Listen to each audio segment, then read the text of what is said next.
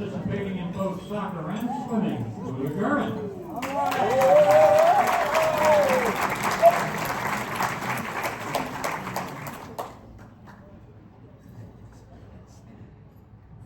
Okay. Can you guys hear me okay? Like good volume? We're good? Okay, awesome. So first of all, I just want to say that I've had two former coaches / teachers come up to me and put a little pressure on me to be very entertaining. So hopefully I will be, and there'll be a few laughs, but if not, I'm sorry. I tried. It's all good. But first and foremost, after that, I just want to say thank you guys. I'm really, really honored to be here today receiving this award. Sports have always been a huge part of my life. My mom told me that at age 2, I taught myself to swim at Older Swim Club just by watching the older kids. So obviously, I love being in the water and I love moving my body. I started swimming competitively and playing soccer at age 6 and continued competing in both sports through sophomore year of college. In high school, sports were undoubtedly my favorite part of being in high school. Although I do have to piggyback off of Graham, except for driver's ed. Okay, seriously, if anyone had the pleasure of having driver's ed with Coach Flory and Martin, it was amazing. Like, it was happening during, I think we had a set of gym class, but one day a week we had lab, and I literally would forget to go to lab for chemistry all the time, and I'd be like, hey, you didn't call me, and they're like, Girman, you're not supposed to be here. So that was like the laugh, but oh well. Thank you guys. You made driver's ed really entertaining, and I learned a lot tonight. I think I'm a pretty good driver. My family couldn't debate that. So, back to this. I've always loved science, and in particular, the physical sciences. So in high school, my favorite subject was biology, and when I went to Gettysburg College, I thought I was going to major in just that. But then I get to college, and this whole world of health and exercise science was opened up to me. And I was like, this is the greatest thing ever. Okay? A whole subject in the field dedicated to improving performance. And being the athlete, I was like, this is just awesome. I want to do this. So I was hooked. Sign me up. That's what I did. I double majored in biology and health and exercise science. Because as my family and friends know, I'm totally not an overachiever or anything. When I graduated, I did not know exactly what I wanted to do in the field. And I dabbled. I was a personal trainer, physical therapy aide, wellness specialist, assistant club swim coach, assistant high school soccer coach, and the list goes on. It was not until I went back to Gettysburg College, which was my undergrad alma mater, as the assistant women's soccer and golf coach. And just, I want to clarify something. That was my title. Okay, my responsibility for golf was being a chaperone. Okay, I was not a golfer. I took them to the tournaments, but hey, it was my title, so I approved it. And when I was back there during that 1.5-year stint, one of the defensive line football coaches tried to get a strength and conditioning program up and running. And typically in D3 schools, they didn't have the money or the funding, so they didn't have those programs. But when I saw that he was starting this, I was like, that's awesome. I want to be involved. And I knew that this is what I wanted to do after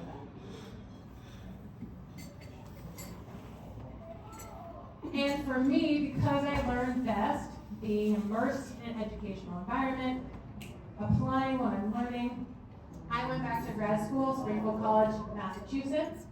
I got my master's in strength and conditioning. And now, I'm not solely working with athletes, but the knowledge, the experience I gained while being in that environment, in that program, was able to apply to all populations and all client levels. So circling back to my athletic career, I have been extremely fortunate to have amazing coaches my entire athletic career, which clearly it started at age 2. Started at age 6 when I was competing. And a few of them are sitting here today. So you already heard from Coach Luke Troutman. He was my soccer coach at East. And Coach Bill Shepard, who was on the committee, he was my head swim coach at East. And I want to say thank you to both of you for being motivating, inspiring, passionate, and compassionate coaches. For me, you knew when to poke the bear to get me to rise to the next level. And you also knew when not to. I truly appreciated being one of your athletes and being part of the programs. In college, I had amazing coaches as well. So I did not get recruited to play soccer at Gettysburg. And I was fully okay with that. I loved that the coach there at the time, my coach, Todd Warsack, said to me, Julia, I know nothing about you, but you can come to preseason and you can show me what you got.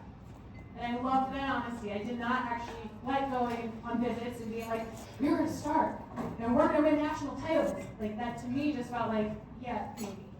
Okay. And then my swim coach at Gettysburg, I chose to do both sports for 2 years.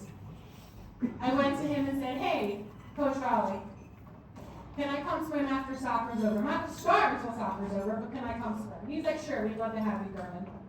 He also said to me at some point in this conversation, once it stops being fun, what's the point of doing it? And that was the first time this light bulb went off of like, oh, you mean I have permission to like not do this?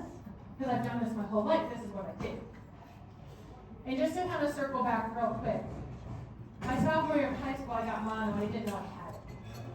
And so I swam and competed in soccer for 4 months until I finally was able to get diagnosed. And it was like so taxing and draining to try and psych myself up for competition, for meets, for relays, for races, but I did it. So I was pretty burnt out after that, just mentally fatiguing, not just to mention physically. So I went into college and I had fun doing both sports the first year. Halfway through the second year of swim, I got burnt out. I didn't want to quit because that's not my personality, so I hung in there, I finished the season, and then I hung out my cap and goggles for over 20 years.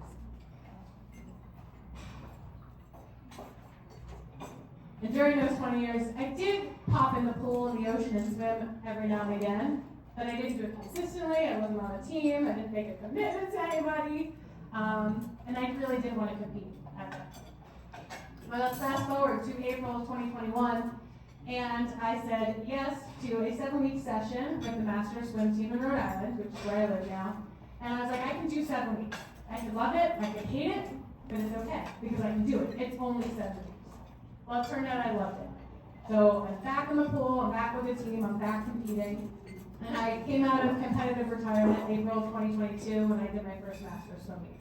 So here we are, we're doing it again. Oh, thanks. You too.